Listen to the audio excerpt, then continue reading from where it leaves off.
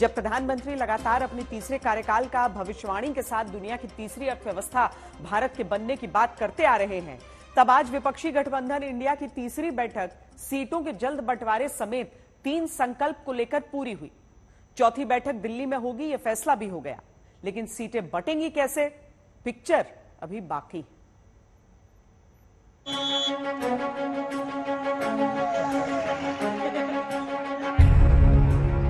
सत्ता और जनता के बीच का फर्क बताते 35 सेकंड के वीडियो के साथ ही कहानी की शुरुआत करते हैं। हटावा एक और साइड, हटावा साइड। जगह घोसी, राज्य उत्तर प्रदेश। सड़क पर किनारे साइकिल से चलता नागरिक, पीछे से प्रचार करके लौटते उप मुख्यमंत्री। केशव प्रसाद मौर्य का काफिला गुजरता है, तभी ट्रैफिक पुलिसकर्मी सामने आता है, साइकिल सवार को किनारे होने को कहता है। साइकिल सवार सहम कर रुक जाता है।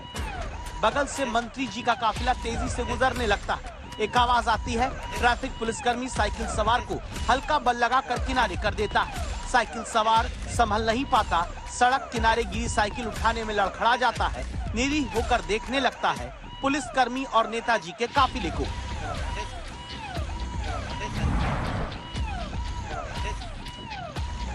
इसी आम आदमी के लिए ही तो देश में सियासत की लड़ाई है। एक तरफ आम आदमी की बात करके एकजुटता दिखाता विपक्षी गठबंधन इंडिया, और दूसरी तरफ आम आदमी के विकास के कामों में रुकावट न आए इसलिए एक देश एक चुनाव पर चर्चा के लिए कमेटी बना चुकी सरकार। तब सबसे पहले बात तीसरी बैठक मुंबई में करके खुद की एकजुटता का शक्ति प्रदर्शन करते विपक्षी मोर्चे इंडिया की करते हैं। जहां बैठक के बाद थीम तय हुई, जुड़ेगा भारत जीतेगा इंडिया। 3 प्रस्ताव पास हुए, सीट शेयरिंग, जनहित पर संयुक्त सभाएं और कोऑर्डिनेशन कमेटी। हालांकि चर्चा थी, फिर भी विपक्षी गठबंधन इंडिया का लोगो लॉन्च नहीं हुआ। संयोजक और चेयरमैन कौन होगा गठबंधन का, इस पर चर्चा नहीं हुई।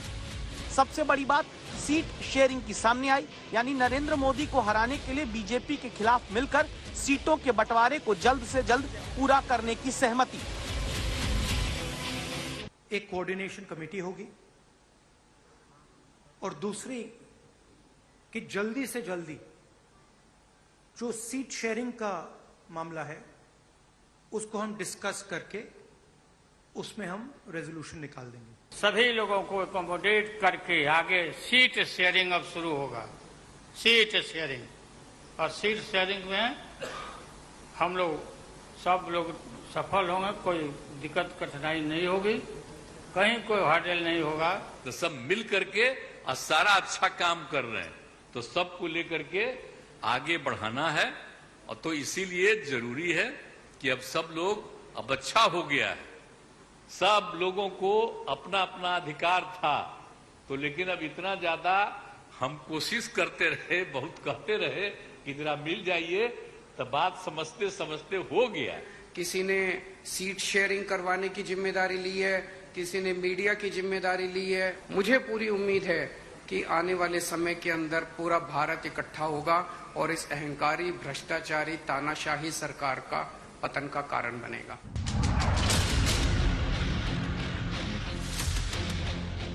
दावा है कि 3 बड़े नेताओं ने डेडलाइन तक रखी, कहा कि सितंबर के आखिर तक सीट शेयरिंग फाइनल हो जाए। इसी से समझिए कि जिस मुद्दे पर विपक्षी गठबंधन को बीजेपी सबसे ज्यादा घेरती है कि इनमें एक राय नहीं बनेगी, उसी का समाधान खोजने का पहला संकल्प इंडिया गठबंधन ने लिया। इसके लिए आपको अरविंद केजरीवाल को सुनना होगा, जिनका एक वीडियो और फोटो चर्चा में आया। जब फोटो खिंचवाने के दौरान केजरीवाल का पैर हल्का लड़खड़ाया, लेफ्ट नेताओं ने तुरंत हाथ पकड़कर संभाल लिया। मैं पिछली 3 मीटिंग अटेंड कर चुका। मैं आपको पूरी जिम्मेदारी के साथ कह सकता हूं, जितनी अच्छे से और जितने प्यार और मोहब्बत से सारी मीटिंग्स हुई हैं, किसी के साथ लड़ाई नहीं है। और यहाँ पे जितने लोग बैठे हैं, कोई पद के लिए नहीं आया। भय मुक्त भारत। बीजेपी सबसे ज्यादा ये सवाल करती है कि विपक्षी गठबंधन का दूल्हा यानी चेहरा, लीडर, मेन कौन होगा। इनके बारात में कोई दुल्हा ही नहीं है, तो बारात किसकी होगी? जिस घोषणा को करना चाहिए ये मुंगेरी रात का हसीन सपना ही रह जाएगा।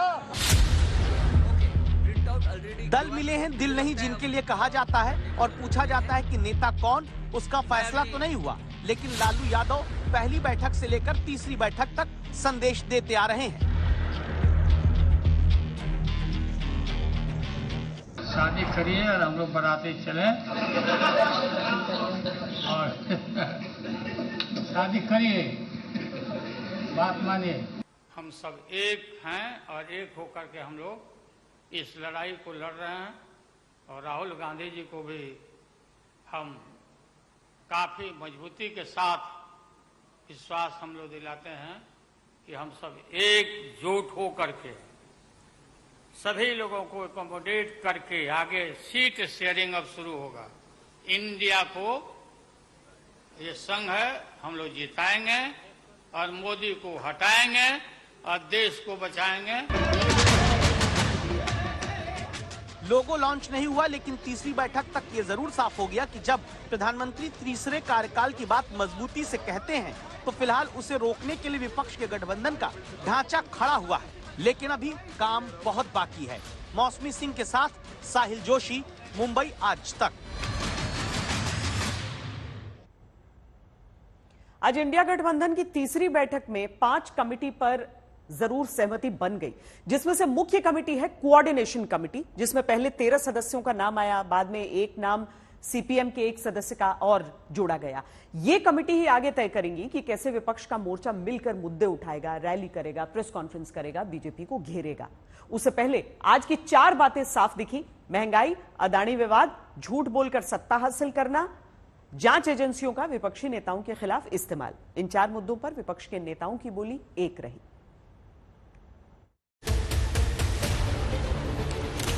संविधान, अशोक स्तंभ, तिरंगा और भारत माता। जिन भारत माता का नाम लेकर मणिपुर के मुद्दे पर संसद के भीतर से बाहर तक राहुल गांधी सत्ता को घेरते आए, वो भारत माता अब इंडिया गठबंधन के केंद्र में दिखने लगी हैं। जो मुंबई में हुई बैठक के भीतर की तस्वीर में नजर आती है। इसी के साथ विपक्ष दावा करता है कि भारत में जीत अब इंडिया गठबंधन की होगी। अच्छी तरह जान लीजिए कि अब इसी का नतीजा होगा कि अभी जो केंद्र में हैं, अब वो हारेंगे, अब वो जाएंगे, ये पक्का जान लीजिए। अपनी जीत अभी से बताते गठबंधन ने 5 कमेटियां बनाई हैं। पहली कमेटी बनी है कोऑर्डिनेशन कमेटी। इसमें एक मुख्यमंत्री, एक उप मुख्यमंत्री, 2 पूर्व मुख्यमंत्री, 5 राज्यसभा के सांसद, 2 लोकसभा सांसद, लेफ्ट के 2 नेता जगह पाए। दूसरी कमेटी बनी है मीडिया के लिए वर्किंग ग्रुप की। इसमें 19 सदस्य हैं। तीसरी कमेटी है सोशल मीडिया के लिए वर्किंग ग्रुप की, जिसमें 12 सदस्य हैं। चौथी कमेटी है कैंपेन कमेटी। इसमें 19 सदस्य अलग अलग दलों के जोड़े गए। 5वीं कमेटी है वर्किंग ग्रुप फॉर रिसर्च। इसमें 11 लोग हैं। ये कमेटी संयुक्त सभा, संयुक्त रैली, मीडिया, सोशल मीडिया में कैसे गठबंधन एकजुट दिखेगा, वार करेगा, ये सब तय करेंगी। जहां पहला मुद्दा भ्रष्टाचार का तय है। गुरुवार को विदेश के अखबार में छपी रिपोर्ट दिखाते हुए राहुल गांधी ने अदानी विवाद में फिर से सरकार पर आरोप लगाए। शुक्रवार को भी ये मुद्दा उठाया। नरेंद्र मोदी और अदानी जी के बीच में जो रिश्ता है उसके बारे में मैंने कल बोला। इंटरनेशनल फाइनेंशियल न्यूज़पेपर्स में आया है कि $1 बिलियन पैसा हिंदुस्तान से गया है, बाहर गया है और वापस आया है। नरेंद्र मोदी जी G20 करा रहे हैं और हिंदुस्तान की इज्जत का मामला है। नरेंद्र मोदी जी को कह देना चाहिए कि वो इंक्वायरी कराएंगे। भ्रष्टाचार और वंशवाद, ये वो 2 मुद्दे जिन पर बीजेपी सबसे ज्यादा विपक्ष के गठबंधन को कटघरे में खड़ा करती है। भ्रष्टाचार प्रतिभा का सबसे बड़ा दुश्मन होता है और यहीं से भाई भतीजावाद, परिवारवाद पनपता रहता है और अपना शिकंजा मजबूत करता रहता है। लेकिन अब विपक्ष के फोटो सेशन के दौरान एकदम बीच में खड़े हुए उद्धव ठाकरे नया शब्द ले आए, मित्र परिवारवाद, यानी भ्रष्टाचार और परिवारवाद को मिक्स करके बीजेपी परवार। हम मित्र परिवारवाद के खिलाफ भी जरूर लड़ेंगे। परिवारवाद की अगर बात करें तो भारत परिवार छोड़कर इलेक्शन चुनाव के दरमियान एक नारा होता है, मैंने भी सुना था उस वक्त, सबका साथ सबका विकास। चुनाव जीतने के बाद जिन लोगों ने साथ दिया सबको लात और अपने मित्रों का विकास, ये मित्र परिवारवाद अब हम चलने नहीं देंगे। बीजेपी इस प्रेस कॉन्फ्रेंस से निकली जिस बात को प्रमुखता से जरूर उठाएगी वो है भ्रष्टाचार के दोष में ही जेल की सजा काटते हुए अभी जमानत पर चलते लालू प्रसाद यादव का करप्शन पर सवाल उठाना। कितना झूठ बोल करके, कितना अफवाह फैला करके इस सत्ता में लोग आए थे, और मोदी जी बोले कि हम आएंगे और स्विस बैंक का पैसा ला करके हम देश के तमाम लोगों को हर के को खाता खुलवाया कि 5-5 लाख रुपया जमा करेंगे, 15-15 लाख रुपया। हम भी झांसा में आ गए और हमने भी अपना खाता खुलवाया। मेरे 7 बेटियां 2 बेटा और पति पत्नी दोनों मिला के 11 हो जाते हैं। देखा कि भाई 15 से गुना कर दीजिए, पैसा काफी मिल जाएगा।